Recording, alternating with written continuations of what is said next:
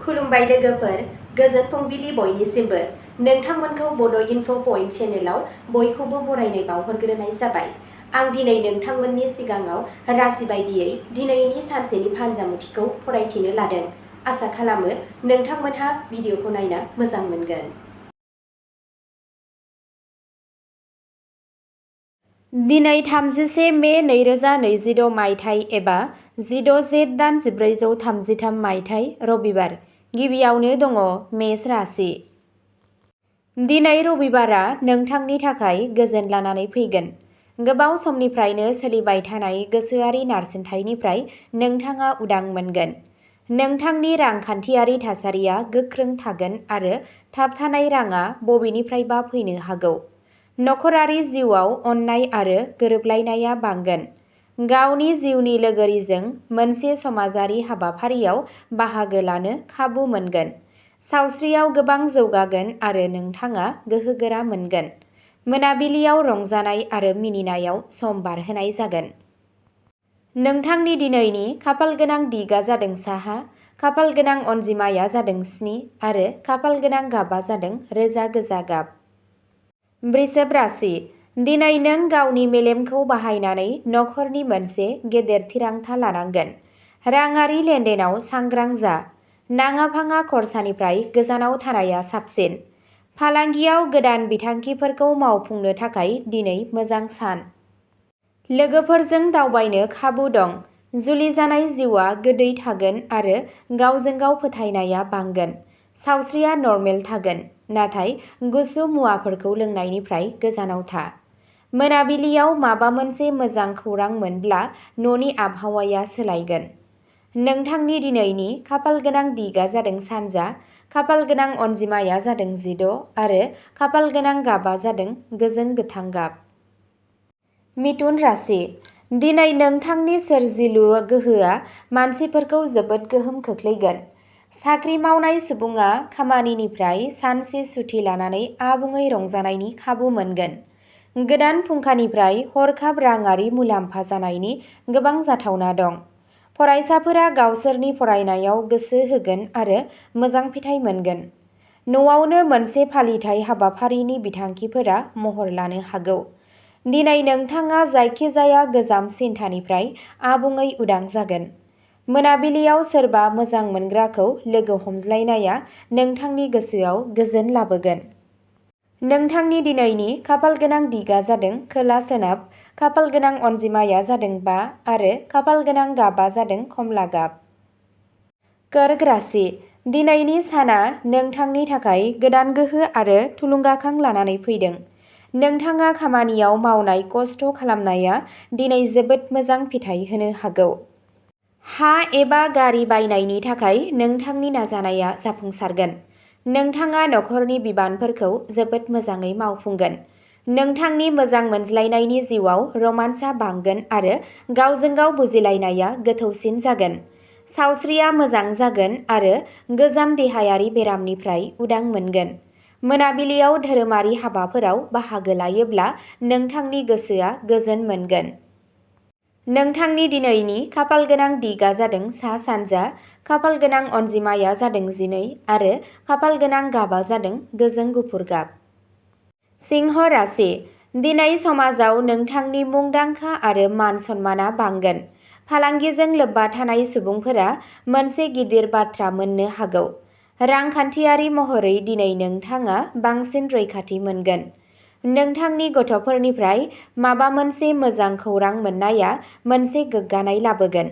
नोंथांनि थाखाय रागा आरो उसुबिदानि सायाव एसे दबथायनाय लाखिनाया गोनांथार।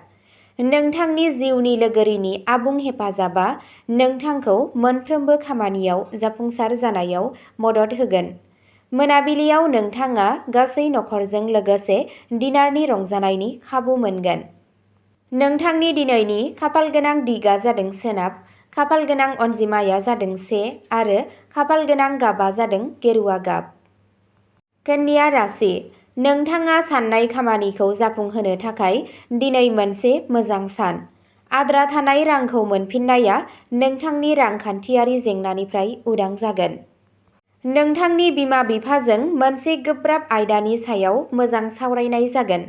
बादायारि आनजादनि थाखाय थियारि जानाय फरायसाफोरनि थाखाय बे समा मोजां। गोदान मानसिफोरजों सोमोन्दो लाखिनाया बांगोन जाय इयुनाव फालांगियारि मुलाम्फा लाबोगोन। सावस्रि आबुङै मोजां जागोन आरो नोंथांनि गोसोआ मोजां थागोन। मोनाबिलियाव नोंथाङा गावनि जिउनि लोगोरिजों मोनसे गोजोनथाव बुब्लि बारहोनो मोनगोन। नोंथांनि दिनैनि खाफालगोनां दिगा जादों खोला-सानजा, खाफालगोनां अनजिमाया जादों 9 आरो खाफालगोनां गाबआ जादों गोमो-गोथां। तुला राशि। दिनैनि साना गोजोन आरो गोसोआरि गोजोननायनि अनथोब लानानै फैदों। गोबाव समनिफ्राय सोलिबोनाय नखरारि जेंनाफोरा दिनै सुस्रांजागोन। फालांगिनि बेलायाव लानाय बिथांखिफोरा दिनै जाफुंसारगोन। नोंथाङा गंसे गारि एबा माबा मोनसे गोदान बेसेनगोसा गेजेट बायनो गोसो जानो हागौ।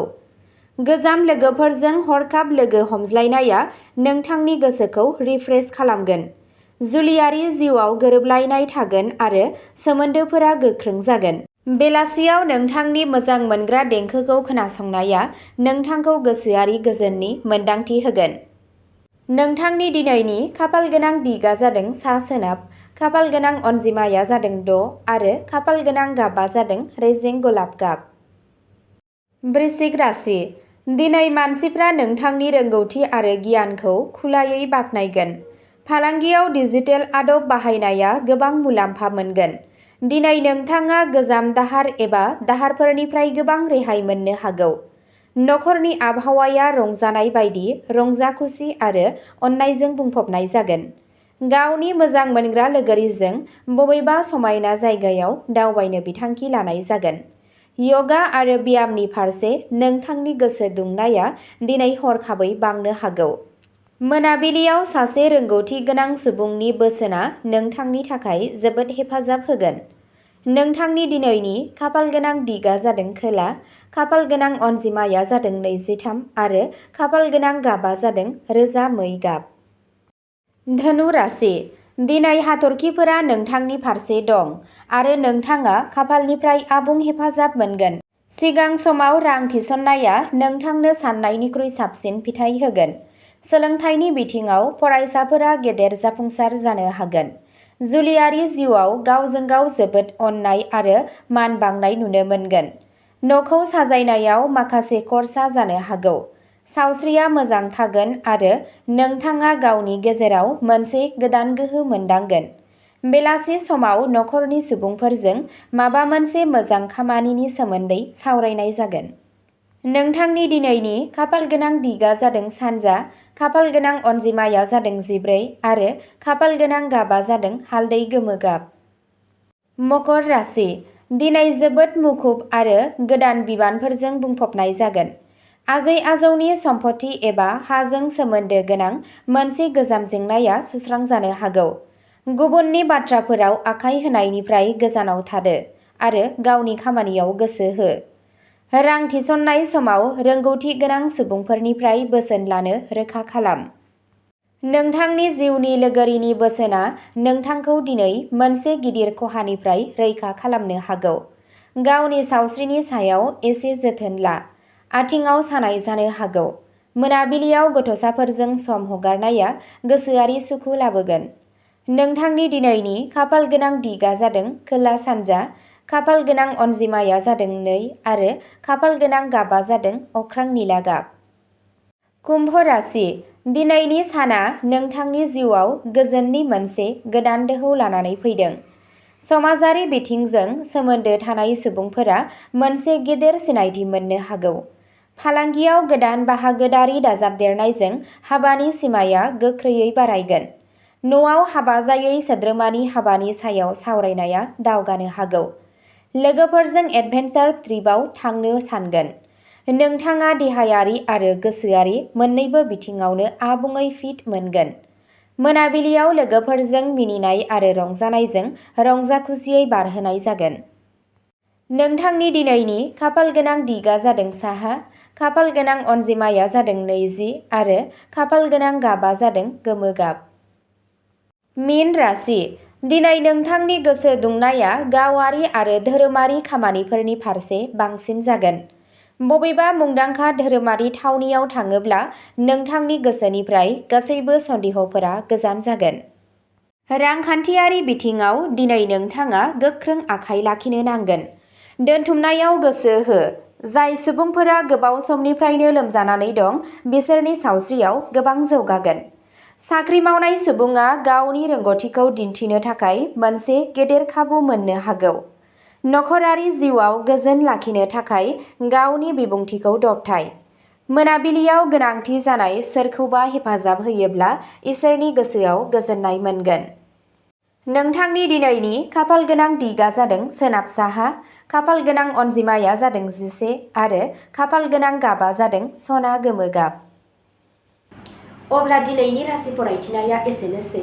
गोजोन्थों।